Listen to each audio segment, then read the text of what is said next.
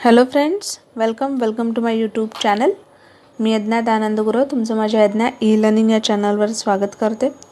मुलांना आजच्या व्हिडिओमध्ये आपण 18th आपला जो चॅप्टर आहे साऊंड, प्रोडक्शन ऑफ साऊंड, आजच्या व्हिडिओमध्ये हा चॅप्टर आपण पाहणार आहोत.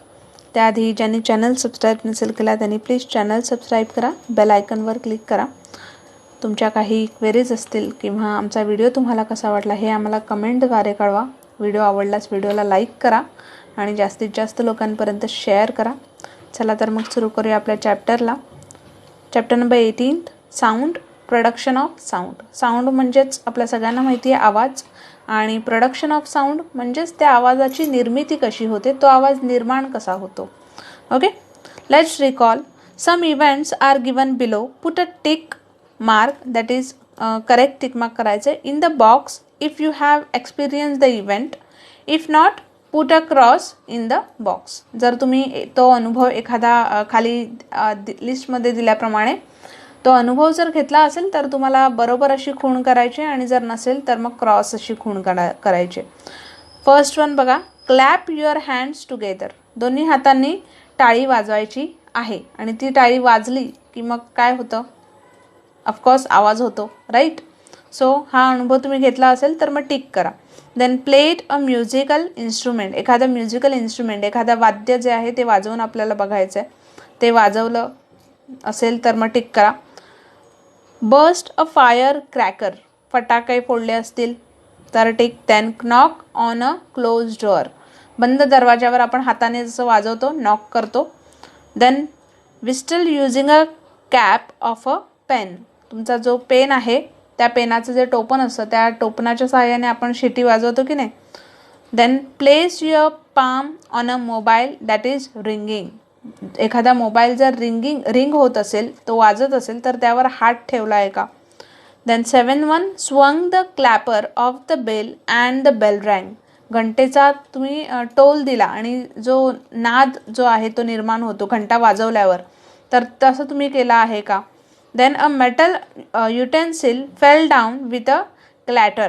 म्हणजे धातूचे एखादे भांडे जे आहे, स्टीलचं किंवा कोणत्याही धातूचं, ते भांडं पडलं, ते पडल्यावर आवाज होतो की नाही. सो तसं काही घडलं आहे का. Then there was a thunder clap in the sky. आकाशात वीज कडकते, माहिती आहे आपल्या सगळ्यांना, सो ती तुम्ही पाहिली आहे का. Put a hand on a speaker which is producing sound. Speaker जो आहे आपला, गाणी वाजवतो आपण त्यावेळेस जो स्पीकर असतो, तर तो स्पीकर चालू असताना त्याच्यावर तुम्ही हात ठेवला आहे का. जो साऊंड त्याच्यातून बाहेर पडतं त्यावेळेस काय होतं, ते व्हायब्रेशन सारखं आपल्याला जाणवतं, राईट. नंतर बघा आपल्याला काय सांगितलंय. It is seen from the above examples that sound is generated due to a variety of events. In some examples, sound was generated due to the vibration of an object. For example, the bell or a string or diaphragm of a musical instrument. While in some example like bursting a cracker, clapping, a lightning strike, then vibration are not actually felt.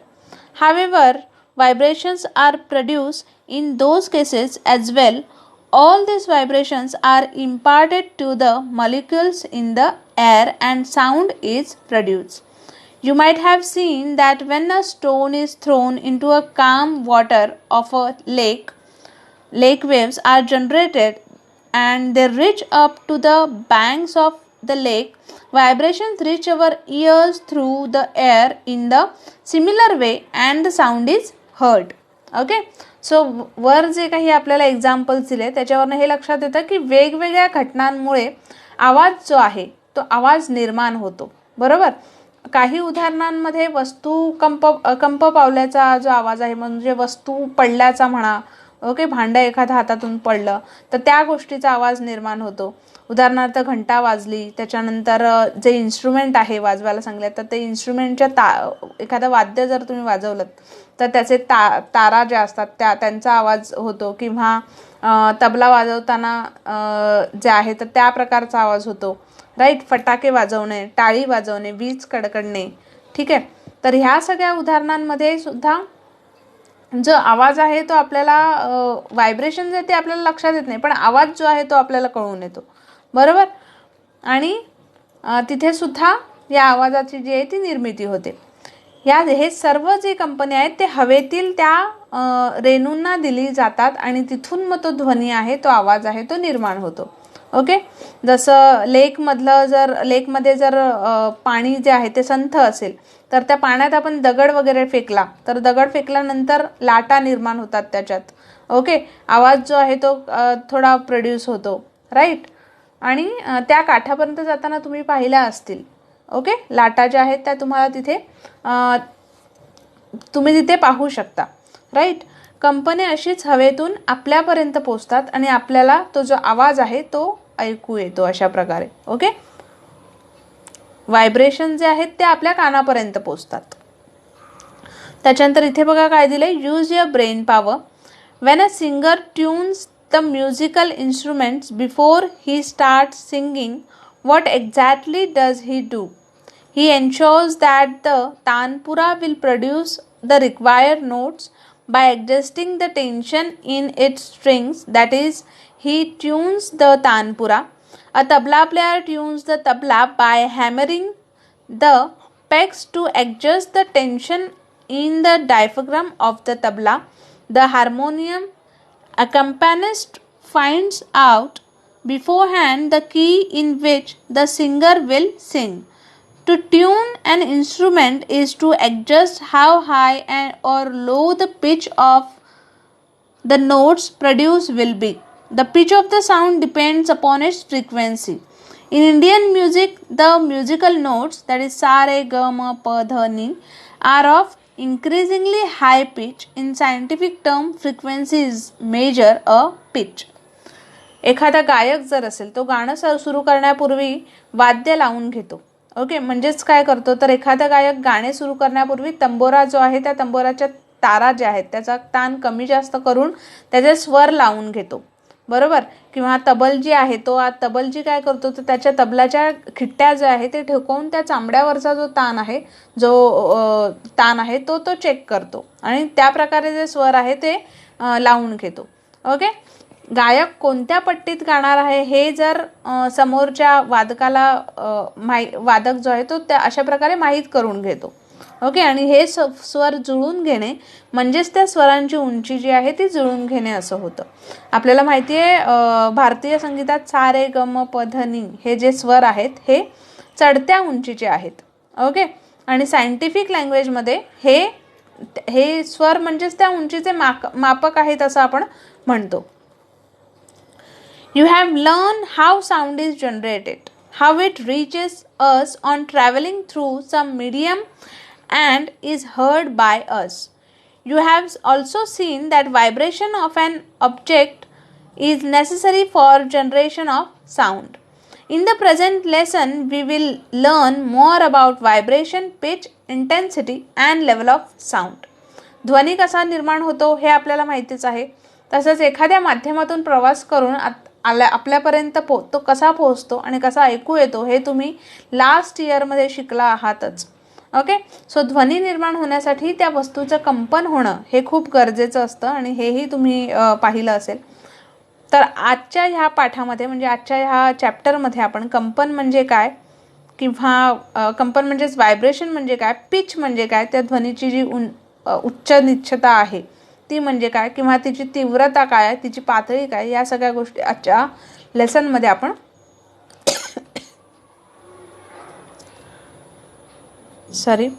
या सगळ्या गोष्टी आपण आजच्या लेसनमध्ये समजून घेणार आहोत. Okay. When the string of a musical instrument such as tanpura is plucked, the string can be seen to vibrate, but the two ends of the vibrating string are still. As it vibrates, the string moves to one side of the central position and comes back to the central position. This motion of the string is repeated again and again at fixed interval of time, and such motion is called periodic motion. Okay. आता खाली आपण तानपुरा बघू शकतो. जो रेडवाला आहे तो तानपुरा आहे. Okay. Middle lady जी आहे तिच्या हातात तुम्ही बघू शकता तो तानपुरा आहे. सो तंबोरासारखा जो तंतुवाद्य आहे त्या तंतुवाद्याची तार जर छेडली तर ती तार कंपन पावते. ओके, आणि कंपन पावत असल्याचे आपल्याला दिसून येते. आणि कंपन पावताना त्या तारेची दोन्ही टोके जी आहेत ती कशी होतात, ती स्थिर होतात, ती स्टेबल होतात. ठीक आहे. कंपन पावताना तार मध्य स्थितीपासून एका बाजूला जाऊन पुन्हा ती सेम पोझिशनला येते आणि त्या तारेची अशी गती पुन्हा पुन्हा एका ठराविक पिरियडने, एका ठराविक काळाने ती होत राहते. आणि त्याच ठराविक त्या पिरियडला किंवा त्या गतीला आपण पिरियडिक मोशन असं म्हणतो. Okay. Then always remember, sound is generated by the rhythmic vibration of an object. We can hear the sound as long as the object vibrates, but when we touch the vibrating object with our hand, the vibration stops and we no longer hear the sound. Sometimes we can see the vibration, but sometimes the vibrations are so minute that we cannot see them with our eyes.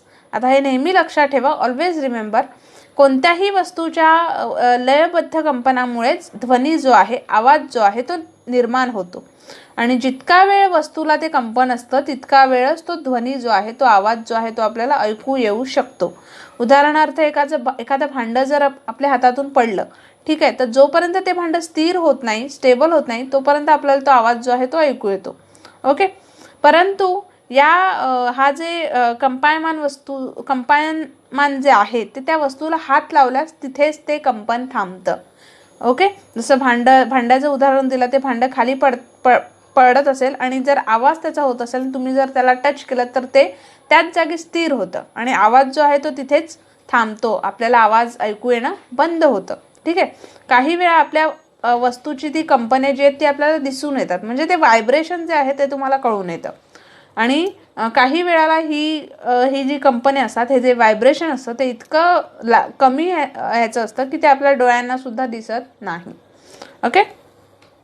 Then try this. Make a list of musical instrument you are familiar with. Find out which part of the instrument vibrates and produce the sound. Such vibrations that produce sound can be studied with the help of a simple oscillator. आता तुम्हाला माहीत असलेल्या वाद्यांची यादी करून त्या वाद्यांच्या कोणत्या भागात कंपने निर्माण होतात याची तुम्हाला नोंद करायची आणि आवाज निर्माण करणारे जी कंपनी आहेत त्याचा अभ्यास एका साध्या अशा ऑस्किलेटरने, म्हणजे दोलका आपण म्हणतो, तर त्या दोलकाच्या सहाय्याने तुम्ही करू शकता. ओके. सो खाली बघा आपल्याला काय दिलंय, ऑक्सिलेटर, देन ऑस्किलेशन आणि ऑस्किलेटरी मोशन, म्हणजेच दोलक, त्याचं दोलन आणि त्याची गती, त्या दोलनाची गती. Okay. So you must have seen children playing on a swing in a garden. Observe carefully the motion of the swing.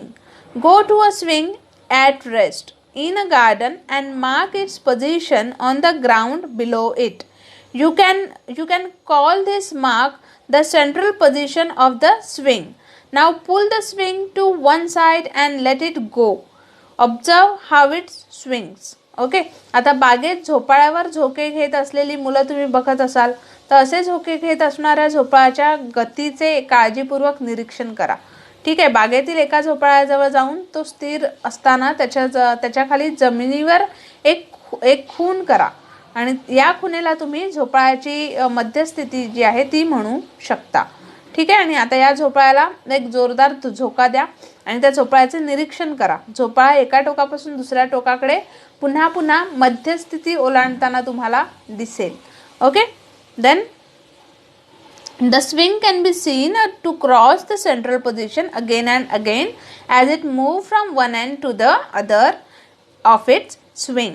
Then a swing that moves back and forth like this is an oscillator. आता हा जो झोपाळा आहे हा पुन्हा पुन्हा पुढे मागे होणारा जो झोपाळा आहे त्यालाच आपण दोलक असं म्हणतो.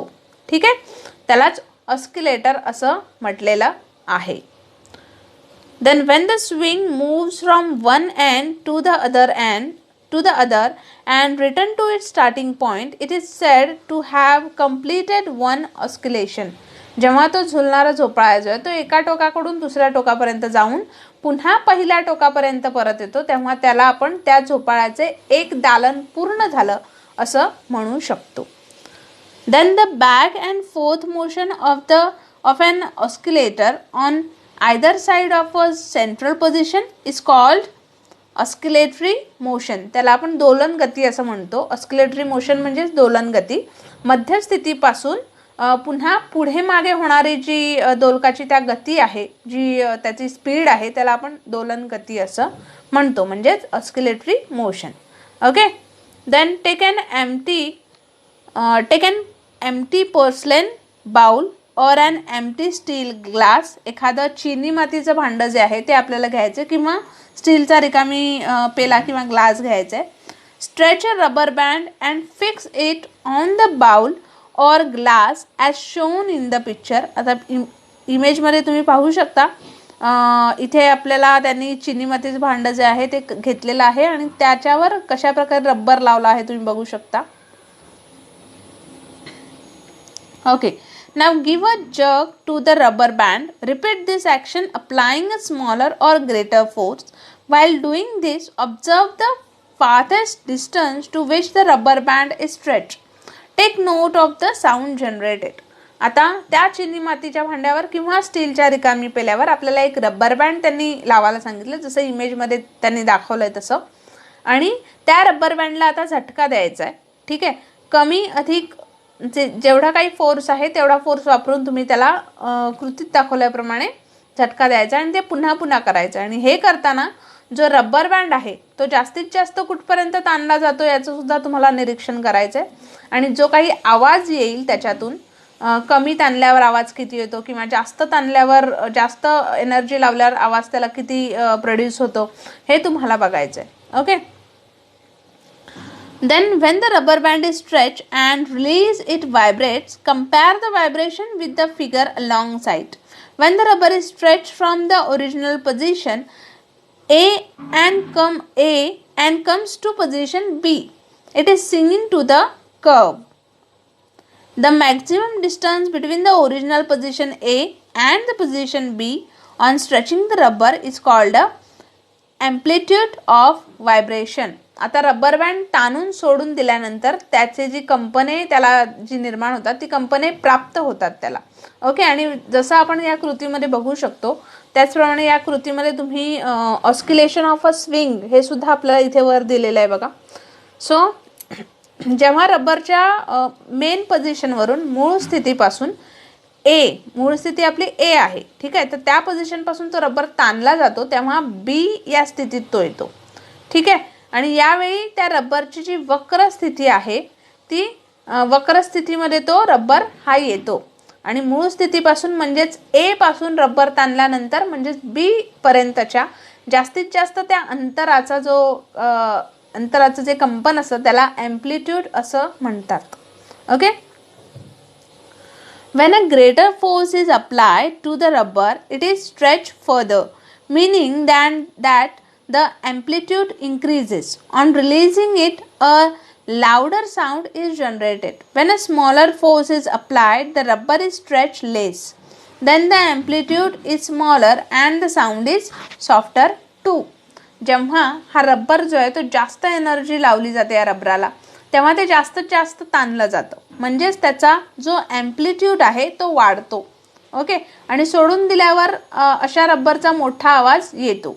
ठीक आहे. आणि त्या रबराला जर आपण कमी एनर्जी लावली तर जर तो रबर आपण कमी ताणला तर त्याचं जे ॲम्प्लिट्यूड आहे ते कमी होतं आणि त्यावेळेस आवाजही आपल्याला कमी ऐकू येतो. Then take a strong thread about 1/2 metre long, tie a small iron or wooden ball to it and suspend it from a support as shown in the figure. Such an oscillator is called a pendulum. आता बघा, साधारण अर्ध्या मीटरचा आपल्याला दोरा घ्यायला सांगितलाय आणि त्या एका छोट्याशा लोखंडीला किंवा लाकडी गोळा जो आहे तो बांधायचा आहे त्याला आणि चित्रात दाखवल्याप्रमाणे एका गोष्टीचा आधार घेऊन हवेत त्याला अर्ध्यावर टांगून ठेवायचं आहे आणि या दोलकाला आपण काय म्हणू, लंबक असं म्हणू. बघा तिथे आपल्याला तो थ्रेड जो आहे तो दाखवलेला आहे आणि कशा प्रकारे तो जर आपण बॉल जो काही तो गोळा आहे तो आपण त्याला पुश केल्यानंतर तो कशा प्रकारे पुढे जातो. ओके, सो त्याला आपण पेंड्युलम असं म्हणू, लंबक असं म्हणता येईल. Then give an oscillatory motion to the pendulum. The maximum distance between the original positions A of the pendulum and the extreme position B or C is called the amplitude of oscillation. In the figure AB or AC is the amplitude of oscillation. आता लंबकाला म्हणजे ती जी thread आहे, okay, so त्या थ्रेडला त्या जसं आपण push करतो, okay, ढकलतो पुढे, तर त्या लंबकाला दोलन गती असं आपण म्हणू शकतो. आणि तिला ती दोलन गती आपल्याला द्यायची, त्याला पुश करायचं आहे.